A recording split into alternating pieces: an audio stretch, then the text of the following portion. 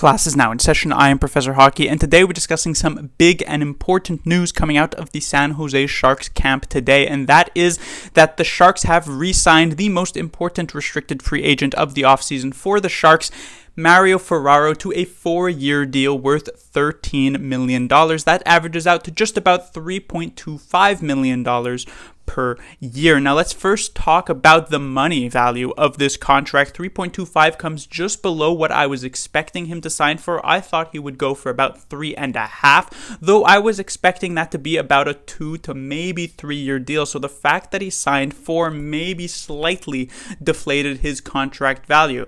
And some people might be wondering, well, why didn't he sign for more than that? Well, the big thing is that if you're signing $6, $7, $8 million, the player is obviously going to want a decent amount of money at that point to sign in for that long. So I imagine if they were able to get him for 3.25 for 4 years, they'd probably have to pay at least a good $5 million if they wanted 7 or 8 years, which at the moment the Sharks just cannot afford. I mean, they can barely afford the 3.25 they're giving him right now, which is something I'll get to a bit later. But first, let's now talk about the years, because 4 years, that could be slightly worrying for some people. The reason being is that these 4 years do not buy any unrestricted free agent years for Mario Ferraro. Only his last 4 restricted free agent years are in this contract. He will immediately walk straight to unrestricted free agency, which a lot of people view as a sort of a call for they don't necessarily want to be on that team, because you'll see a lot of the times players who are on entry-level deals, once they expire, they'll sign like 8-year extensions with their team, and they'll say, I want to be a this for life or something. I want to be a Devil for life. I want to be an Oiler for life.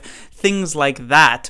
And so when a player signs for less, and so they only eat up most of their restricted free agent seasons and none of their unrestricted free agents, for instance, like Austin Matthews on the Toronto Maple Leafs, people say, well, clearly he wants out. That's not necessarily the case here for Ferraro. There are a multitude of reasons for why Ferraro will want to sign 4 years and why even the Sharks will be happy signing 4 years. Let's start from the San Jose Sharks perspective, is that a lot of their contracts are going to be coming to an end, even the ones most recently signed over these next few years. Players like Cunnin and Sturm and LeBanc, these players will be off the books prior to even the 4 years running out. Also, buyouts like for Martin Jones will be more or less completely gone. But the biggest thing about this 4-year deal that is very beneficial for the Sharks is at the same time that Ferraro's deal will expire and he will be in need of a new contract is also at the same time that the Mark Edward Vlasic deal will expire, which means $7 million, if of course he doesn't get bought out before then,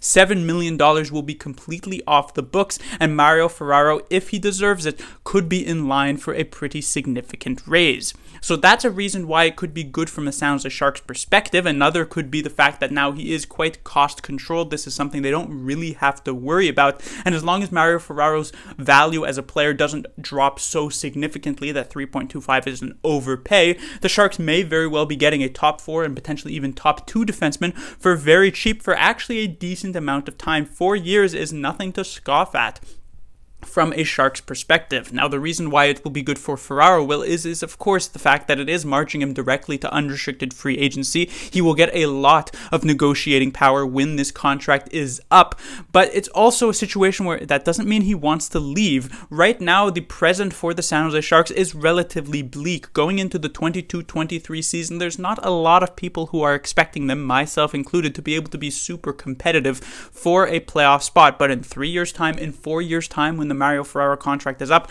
it could be an extremely different San Jose Sharks team at that point. They'll have multiple entry drafts under their belt, multiple different prospects coming up through the system. For all we know, in 4 years, the Sharks could be a very competitive team that Mario Ferraro does indeed want to re-sign with. So this is just a move that gives Ferraro a lot of control for his future, but keeps him a San Jose Sharks relatively cheaply for these next 4 years. Now, having said that, even though it is relatively cheap, the Sharks do not have a lot of cap space with this $3.25 million signing. The Sharks sit about $1.2 million above the cap. So like I mentioned in many videos in the past, the major move that needs to happen here, and it's getting more and more difficult as each day passes to be able to do such a thing, the Sharks need to trade one of their goaltenders. They managed to do that. That's a good $2 million plus off the books. That fits in Ferraro. That gives you the slight amount of wiggle room that you might actually want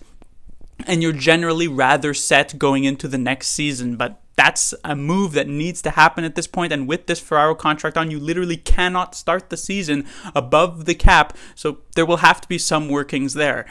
Class dismissed.